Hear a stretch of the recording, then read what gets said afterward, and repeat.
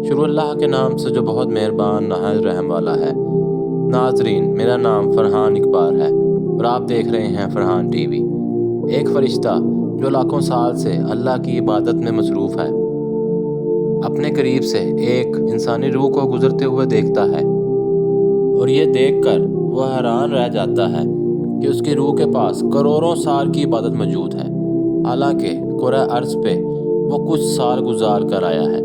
وہ فرشتہ حیرت میں ڈوب جاتا ہے کہ آخر یہ کون سا ذکر کرتا ہے کہ جس کے ساتھ اسے کروڑوں سال کی عبادت کا ثواب ملا ہے۔ قرآن پاک میں اللہ تعالیٰ فرماتا ہے کہ دلوں کا اطمینان اور سکون میرے ذکر میں ہے، تو پھر یہ بیشتر لوگ جو ورد و وظائف پڑھتے ہیں وہ اس سکون کو کیوں حاصل نہیں کر پاتے؟ قرآن پاک ایک ہی ہے، لیکن اس کے اندر مومن کے لیے ہدایت موجود ہے اور ظالم اسی سے اپنا خسارہ اور نقصان بڑھا لیتا ہے۔ ناظرین، اللہ تعالیٰ نے 18,000 جہان تخلیق فرمائے ہیں، آخر وہ جہان ہماری نظروں سے اوجھل اور پوشیدہ کیوں ہیں؟ جب عالم ارواح میں اصل کے مقام پر تمام روحوں نے اللہ کی ربوبیت کا اقرار کیا تو وہ وعدہ، وہ اقرار ہمیں یاد کیوں نہیں ہے؟ حضرت علی علیہ السلام فرماتے ہیں کہ انسان سمجھتا ہے کہ اس کا جسم چھوٹا سا ہے، لیکن وہ یہ نہیں جانتا کہ اس چھوٹے سے جسم میں کتنا بڑا جہان آباد ہے۔ آخر وہ جہان ہماری نظروں سے اوجھل کیوں ہے؟ آخر وہ کون سا اللہ کا ایسا ذکر ہے جو انسان کو معرفت الہی اور قرب الہی اور دیدار الہی تک لے جاتا ہے، اور دیدار الہی کے بعد دلوں کو اطمینان اور سکون ملتا ہے؟ اس سب کی صرف ایک ہی وجہ ہے کہ ہم اپنے جسم کی خوراک کا بندوبست کرنے میں لگے رہتے ہیں، مگر روح کی غذا کے بارے میں سوچنے کی کوشش نہیں کرتے، اور آخرکار خوراک نہ ملنے کی وجہ سے روح بیمار ہوتی چلی جاتی ہے اور ایک دن نفس کے تابع ہو جاتی ہے۔ اور نفس وہ ہے کہ جو انسان اور اللہ کے درمیان ایک بہت بڑا حجاب ہے۔ جو لوگ اس حجاب کو ہٹانے میں کامیاب ہو جاتے ہیں انہیں ہی مقصد حیات ملتا ہے۔ آخر کوئی تو ایسا ذکر ہے جس کے ذریعے روح زندہ ہوتی ہے اور خالق حقیقی سے جا ملتی ہے۔ اس ویڈیو میں آج بہت سے رازوں سے پردہ اٹھائیں گے۔ ویڈیو کو لائک کیجیے گا، شیئر کیجیے گا اور چینل کو سبسکرائب کیجیے گا تاکہ ہمارا اور آپ کا رابطہ بنا رہے۔ ناظرین، ہم بچپن سے سنتے آ رہے ہیں کہ اللہ کا ذکر روح کی غذا ہے۔ جیسے اس دنیاوی جسم کی غذا ہوتی ہے، ویسے ہی روحانی جسم کی بھی ایک خاص غذا ہوتی ہے۔ ناظرین، اللہ نے 18,000 جہان تخلیق فرمائے اور ان میں مختلف مخلوقات تخلیق فرمائی اور ان تمام مخلوقات کی غذا کا بندوبست کیا۔ جیسے جنات اس دنیا میں ہمارے ساتھ تو رہتے ہیں، لیکن بہت سے لوگ یہ نہیں جانتے کہ جنات آخر کھاتے کیا ہیں، ان کی غذا کیا ہے اور یہ اپنی نسل کو آگے کیسے چلاتے ہیں۔ ہر مخلوق کی ایک خاص مرغوب غذا ہوتی ہے جس کے اندر اس کی حیات کا سامان رکھا جاتا ہے۔ جیسے ریشم کا کیڑا شہتوت کھاتا ہے تو ریشم پیدا کرتا ہے، شہد کی مکھی پھولوں کا رس چوستی ہے تو شہد پیدا کرتی ہے اور تندرست رہتی ہے۔ گھاس کھانے والے جانور گوشت نہیں کھاتے اور گوشت کھانے والے گھاس نہیں کھاتے۔ جس مخلوق کی جو غذا ہے اگر وہ اسے نہ ملے تو وہ آہستہ آہستہ کمزور ہوتی جاتی ہے اور ایک دن مر جاتی ہے۔ ناظرین، انسان دو چیزوں کا مرکب ہے، ایک ظاہری جسم جو ہمیں نظر آتا ہے اور ایک وہ جسم جو نظر نہیں آتا جسے ہم روح کہتے ہیں۔ جسم صرف دو چیزیں جانتا ہے، اپنی غذا کا بندوبست کرنا، اپنے آپ کو تندرست رکھنا اور اپنی نسل کو آگے بڑھاتے رہنا، جبکہ روح جہاں سے آئی ہے ہمیشہ وہاں جانا چاہتی ہے۔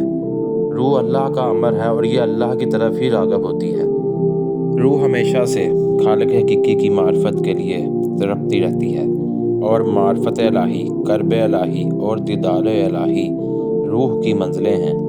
ہماری بدقسمتی ہے کہ ہمیں جسمانی خوراک کے بارے میں تو بتایا جاتا ہے، لیکن روحانی خوراک کے بارے میں زیادہ انفارمیشن نہیں دی جاتی۔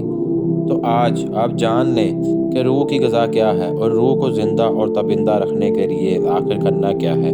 ناظرین، ایک ذکر زبان سے کیا جاتا ہے، کچھ لوگ ہلکی آواز میں کرتے ہیں، کچھ اونچی آواز میں کرتے ہیں۔ اللہ کے مختلف صفاتی ناموں سے اللہ کو پکارا جاتا ہے اور اس خاص نام کے اثر کو آپ اپنی زندگیوں میں محسوس کرنے لگتے ہیں۔ زبان ہر وقت ذکر الہی میں مصروف رہتی ہے اور زبان میں تاثیر پیدا ہو جاتی ہے۔ سلطان عارفین حضرت سکی سلطان باہو فرماتے ہیں کہ ذکر کا تعلق آواز سے نہیں، آواز کے ساتھ کیا گیا ذکر زبان کی غذا تو ہو سکتا ہے مگر روح کی غذا نہیں ہو سکتا۔ قرآن میں مختلف جگہوں پہ اللہ کے ذکر کا حکم موجود ہے، جیسے کہ اللہ ایک جگہ فرماتا ہے اپنے رب کا ذکر کرو خفیہ طریقے سے۔ بے شک قرآن میں اللہ تعالیٰ کی بے حد نشانیاں موجود ہیں اور ہمیں اس بات پر غور و فکر کرنے کی ضرورت ہے۔ اب یہ خفیہ طریقے سے کیا جانے والا ذکر دوسرے اذکار سے بالکل الگ اور مختلف ہے۔ برصغیر پاک و ہند میں بہت سے صوفیہ کرام کا سلسلہ چلتا آیا ہے اور بہت سے صوفیہ کرام نے ذکر کا تعلق سانسوں کے ساتھ بتایا ہے۔ بہت سے لوگ کلمہ طیبہ کا ذکر سانسوں کے باہر جانے اور اندر آنے کے ساتھ کرتے ہیں۔ ناظرین، مختصراً یہاں پر یہ جان لینا بھی ضروری ہے کہ انسان کے اندر ایک نہیں بلکہ بہت سی روحیں موجود ہیں جنہیں آپ اسپرٹس کہتے ہیں۔ کچھ لوگ انہیں لطائف کہتے ہیں، کچھ لوگ انہیں ارواح کہہ کر پکارتے ہیں۔ ماں کے پیٹ میں بچے کی پہلی سٹیج پر روح جمادی اس کے اندر آتی ہے اور یہ روح پہاڑوں میں موجود ہوتی ہے۔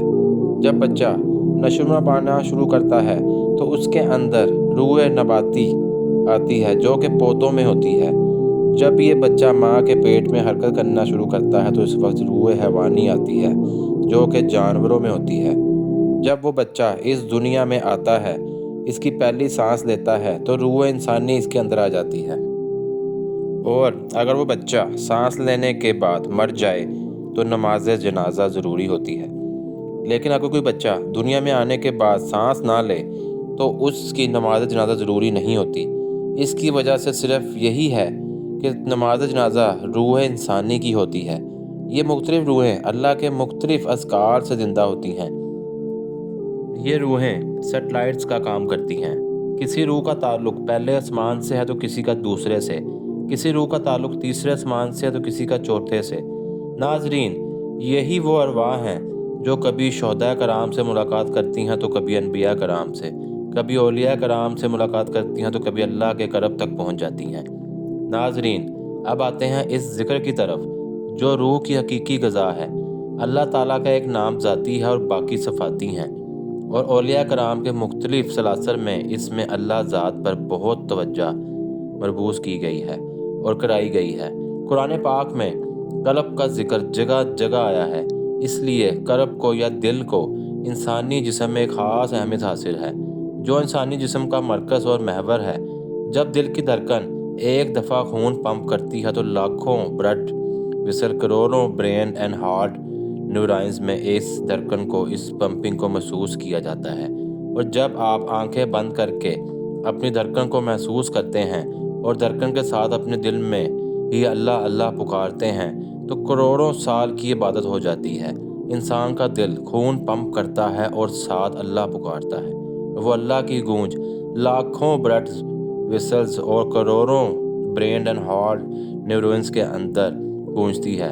دل نے ایک دفعہ خون پمپ کرتے وقت اللہ پکارا اور کروڑوں دفعہ اللہ کا نام جسم کے روم روم میں گونجتا ہے۔ یہی وہ خاص عبادت ہے کہ جس کے ذریعے انسان فرشتوں پر سبقت لے جاتا ہے، کیونکہ فرشتوں کے پاس نورانی جسم تو موجود ہے مگر اس میں دل نہیں ہے۔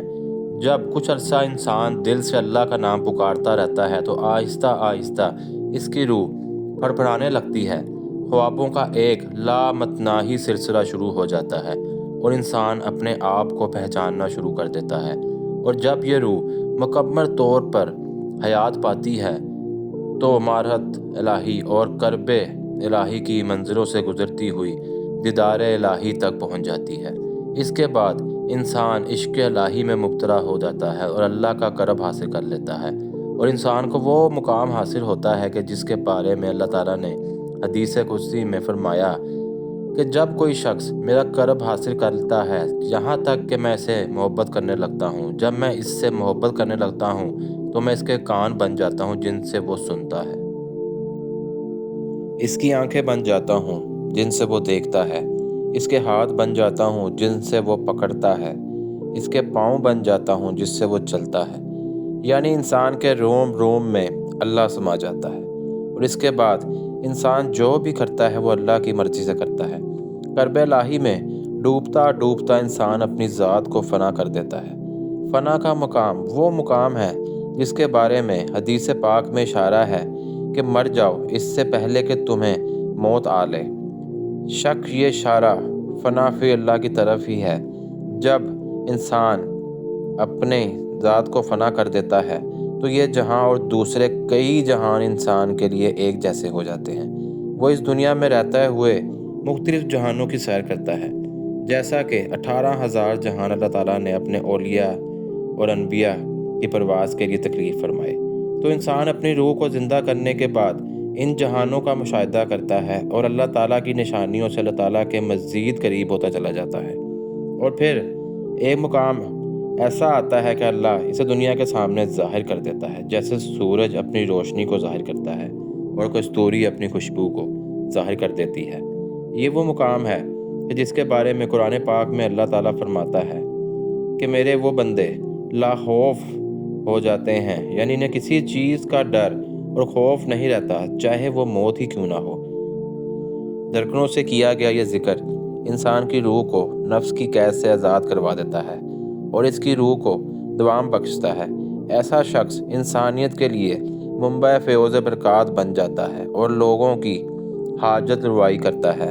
دکھی انسانیت کے لیے ہمیشہ پیش رہتا ہے، مظلوم سے محبت کرتا ہے اور ظالم کو اپنی ٹھوکر پہ رکھتا ہے، بیماروں کی بیماریاں چھین لیتا ہے، بدبختوں کی بدبختیاں چھین لیتا ہے، دکھیوں کے دکھ چھین لیتا ہے، محبت سے نفرت کو ختم کر دیتا ہے۔